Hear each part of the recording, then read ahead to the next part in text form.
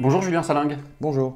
Merci d'avoir accepté notre invitation. Vous êtes membre de la direction du nouveau parti anticapitalisme, mais vous êtes aussi docteur en sciences politiques. Vous connaissez bien le Moyen-Orient et vous vous intéressez plus particulièrement à la Palestine. On va y revenir.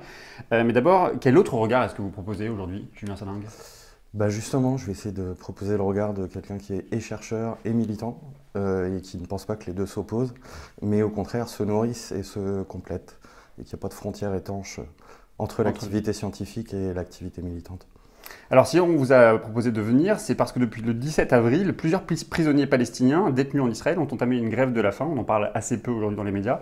Ils ont été rejoints récemment par plusieurs personnalités politiques, y compris d'ailleurs à l'étranger, comme c'est le cas en Afrique du Sud. Pourquoi ce regain de tension maintenant, Julien Salingue? Alors la grève des prisonniers est une grève sur des revendications spécifiques aux prisonniers politiques. Les deux mots d'ordre, c'est liberté et dignité. Et on a des revendications assez classiques, entre guillemets, pour des prisonniers politiques, c'est-à-dire par rapport à leurs conditions de détention, sur une plus importante fréquence des visites, une durée plus longue des visites, l'accès à un téléphone, bon, ce genre de choses. Et aussi des revendications pour la suppression d'un certain nombre de procédés employés par l'administration pénitentiaire israélienne, notamment la détention dite administrative, qui est une détention pour une durée indéterminée, sans motif, sans charge et même sans procès, et aussi le processus d'isolement des prisonniers. Donc il y a toutes ces revendications-là, et la grève a été lancée le 17 avril, qui en fait est chaque année la journée internationale des prisonniers palestiniens. Il y a les revendications effectivement sur les conditions de détention, mais selon le leader Marwan Barghouti, aussi condamné lui aussi pour son rôle dans la seconde intifada, il dit cette grève de la faim vise aussi à contrer les politiques d'occupation israélienne injustes qui se poursuivent et s'accélèrent contre les prisonniers et leurs proches. Il est là l'enjeu principal aujourd'hui, c'est aussi de mettre un focus sur la politique d'Israël. Oui, oui, c'est-à-dire qu'on se rend bien compte ces dernières années que même s'il y a de manière latente et diffuse toujours des mobilisations dans les territoires palestiniens, les manifestations dans les villages, mais aussi ce que certains ont appelé une intifada des couteaux, avec ces jeunes qui s'en prennent directement aux soldats et aux colons, on se rend bien compte qu'il manque finalement une perspective unifiée, centralisée pour la population palestinienne, de se mobiliser autour de mots d'ordre politiques. Et c'est vrai qu'historiquement, les prisonniers ont toujours joué un rôle, pas seulement en Palestine, d'ailleurs, quand on regarde l'histoire d'autres mouvements de libération nationale, on se rend compte que souvent, même les directions des mouvements de libération sont chez les prisonniers. Et là, face au déficit, on va dire, de stratégie de l'autorité palestinienne de Ramallah, mais aussi de la plupart des grandes factions palestiniennes, y compris le Hamas, les prisonniers prennent en charge finalement la lutte de libération nationale au-delà de leurs conditions de détention. Alors en fonction des sources, on parle de 800 à 1500 détenus qui auraient suivi le mouvement. De quoi ils sont accusés? On parle notamment de motifs sécuritaires alors que certains n'ont même pas fait l'objet d'inculpation. Oui, alors il y a diverses situations. Il y a des gens qui ont été condamnés par des tribunaux militaires, il y a des gens qui ont été condamnés par des tribunaux dits civils, il y a des gens qui n'ont pas été condamnés. C'est le cas de ce qu'on appelle la détention administrative, dont je parlais. Donc on a toute une gamme, finalement, des prisonniers, des militants de toutes les organisations politiques palestiniennes, des gens qui ne sont pas dans des organisations politiques. Mais globalement, ce qu'on leur reproche, pour la plupart d'entre eux, c'est tout simplement d'avoir, d'une façon ou d'une autre, résisté à l'occupation israélienne, ce qui est intolérable du point de vue de la puissance coloniale. Le ministre de la Communication israélien a parlé de terroristes et d'assassins qui reçoivent ce qu'ils méritent. Il dit aussi qu'il n'y a aucune négociation possible. Rien ne pourra aboutir de ce mouvement. C'est à l'image de ce qu'est le gouvernement israélien aujourd'hui, c'est-à-dire que il y a quelques années, on déplorait qu'il y ait des ministres d'extrême droite dans le gouvernement israélien. Maintenant, limite, on se rassure en se disant qu'il y a quelques ministres de droite, quoi. Voilà, et lui est à l'image finalement de ce gouvernement et des mutations du champ politique israélien vers toujours plus à droite et toujours plus à l'extrême droite. Et les déclarations de ce type-là, en réalité, sont à l'image de la politique israélienne vis-à-vis de la population palestinienne, qui est de dire ils n'ont pas de droit, ils n'existent pas, et nous, on fait ce qu'on veut de manière totalement unilatérale. Et ces prisonniers, finalement, sont dans la situation la pire, peut-être, aujourd'hui pour la population palestinienne, et le fait qu'ils le revendiquent est quelque chose d'intolérable pour Israël. C'est quoi l'issue au conflit israélo-palestinien, Julien Salingue? La colonisation croissante de l'État d'Israël, avec la colonisation justement de l'État d'Israël, un État palestinien est encore possible aujourd'hui? Ah non, non, non, ça fait quand même assez longtemps maintenant qu'on s'est bien rendu compte que, disons, les bases matérielles même de l'État palestinien avaient disparu, puisqu'il y a une fusion de fait géographique, mais aussi du point de vue des infrastructures, les routes, la distribution d'eau, d'électricité, etc. Aujourd'hui, en réalité, il y a un État entre la mer Méditerranée et le Jourdain, ça s'appelle l'État d'Israël, et à l'intérieur de cet État, il y a des petites enclaves, des petits bantoustans, disent certains, des petits ghettos qui sont palestiniens, mais absolument rien qui ressemble à un État.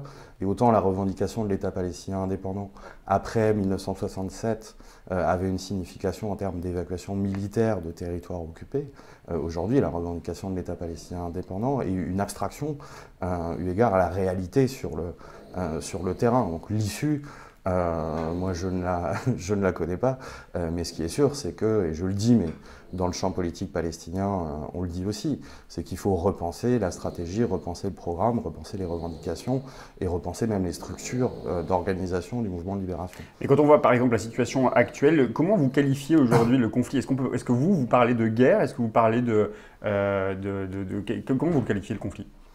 Est-ce qu'on peut parler de guerre en fait? C'est un conflit colonial, voilà, c'est un conflit colonial avec un phénomène particulier dans le cas de l'État d'Israël, qui est qu'on parle de colonialisme de peuplement, comme on avait aux États-Unis, comme on a eu en Australie. C'est-à-dire que souvent on fait la comparaison, et en partie c'est justifié avec l'Afrique du Sud, parce qu'il y a les Bantoustans, les enclaves, etc. Mais en réalité, quand on regarde sur la durée, le processus, c'est un processus de colonisation de peuplement pour remplacer une population par une autre, comme on a eu aux États-Unis et en Australie. Donc s'il fallait qualifier le processus de manière générale, c'est un processus de dépossession par la force d'une population entière. Alors, dans le cadre de vos travaux, vous vous intéressez plus particulièrement à la dynamique politique aussi en Palestine. Il se trouve que ce week-end, 800 000 Palestiniens étaient appelés aux urnes pour élire leurs représentants locaux. La majorité des sièges des conseillers municipaux a été remportée par des indépendants qui sont souvent d'ailleurs des dissidents du Fatah. Il y a une crise de confiance des Palestiniens aujourd'hui avec leurs représentants?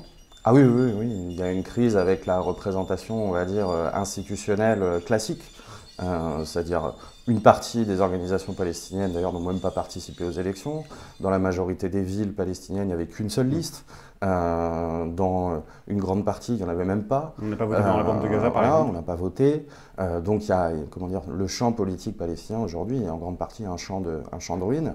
Et il y a un ras-le-bol général dans la population de voir quelques dirigeants se battre pour grappiller quelques postes dans des institutions qui n'ont en réalité aucune forme d'autonomie, aucune forme de souveraineté, mais on se bat pour avoir quelques gratifications matérielles et symboliques qui n'ont rien à voir avec la satisfaction des droits nationaux de la population.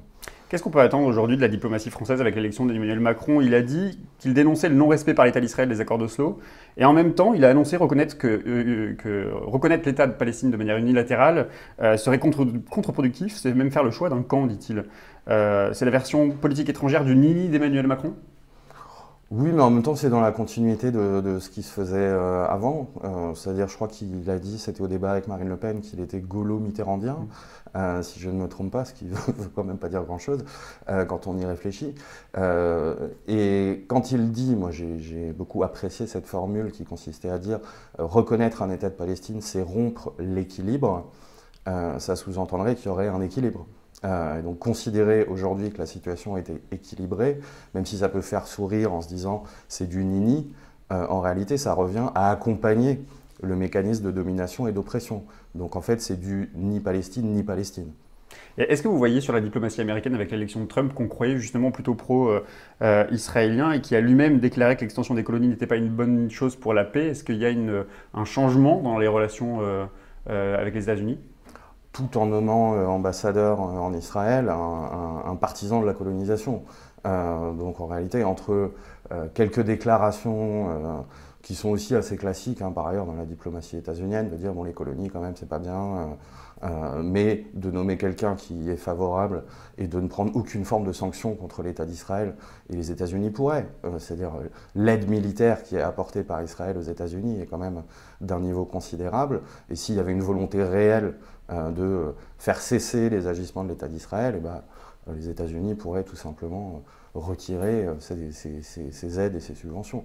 Et on ne va pas du tout vers ça, au contraire, on est dans la continuité de ce qui se fait depuis maintenant bien longtemps, c'est-à-dire accompagner l'État d'Israël sur le terrain, faire des déclarations de temps en temps pour dire qu'on est quand même pour la paix, et dire qu'on regrette que les deux parties ne fassent pas les efforts nécessaires. C'est ce que dit Donald Trump à l'image de ce qui pouvait être dit auparavant. Donc finalement, la seule chose un peu surprenante, entre guillemets, c'est qu'il ait une politique étrangère sur cette question-là qui est un peu cohérente à l'image de ce que faisaient ses prédécesseurs. Alors une dernière question, c'est Caroline Dehaas que l'on recevait hier qui vous la pose. Elle s'interroge sur cette idée qu'elle a, un préjugé ou un présupposé, que les médias français seraient pro-palestiniens. C'est vrai ? Moi, je pense qu'ils ne sont pas pro-palestiniens, mais qu'ils ne sont pas pro-Israël non plus. C'est là où les choses sont compliquées. C'est-à-dire que dans le moment de solidarité avec la Palestine, on a tendance à considérer que les médias sont pro-Israël. Mais quand on regarde dans le camp de ceux qui soutiennent l'État d'Israël, on considère, et je dis pas ça pour Caroline, que les médias sont pro-palestiniens. En réalité, le problème, c'est qu'ils sont très médiocres dans l'information sur la question. Il y a de très bons journalistes qui font un très bon travail, y compris dans les grands médias, papier, télé, etc. Et donc le bruit médiatique dominant, et un bruit médiatique qui est celui de la guerre sans fin, l'impossibilité d'en sortir, les responsabilités partagées, les extrémistes dans les deux camps, etc. Ce qui agace les deux côtés. C'est-à-dire qu'on a l'impression qu'il n'y a pas de coupable et que tout ça est triste, mais qu'il n'y a pas de solution. Et finalement, on peut presque avoir l'impression parfois que c'est pro-palestinien quand ils font bien leur travail. Et c'est-à-dire qu'en fait, ils informent juste sur ce qui se passe, ce qui est très rare. Malheureusement, mais quand ils informent correctement sur ce qui se passe, même moi je me prends à me dire oula, celui-là il va avoir un problème parce qu'il a fait un reportage qui dit ce qui se passe vraiment sur le terrain, et on en est presque à penser que c'est pro-palestinien, alors qu'en fait c'est juste du travail de journaliste. Merci beaucoup Julien Salingue. Demain je recevrai le réalisateur Robert Guédiguian. Vous avez une question pour lui ? Oui, bah, on va dire qu'est-ce qu'il pense de la campagne et des suites de la campagne de celui qui l'a soutenu à l'occasion de l'élection présidentielle. Jean-Luc Mélenchon. Jean-Luc Mélenchon. Très bien, je transmettrai votre question. Merci beaucoup. Merci.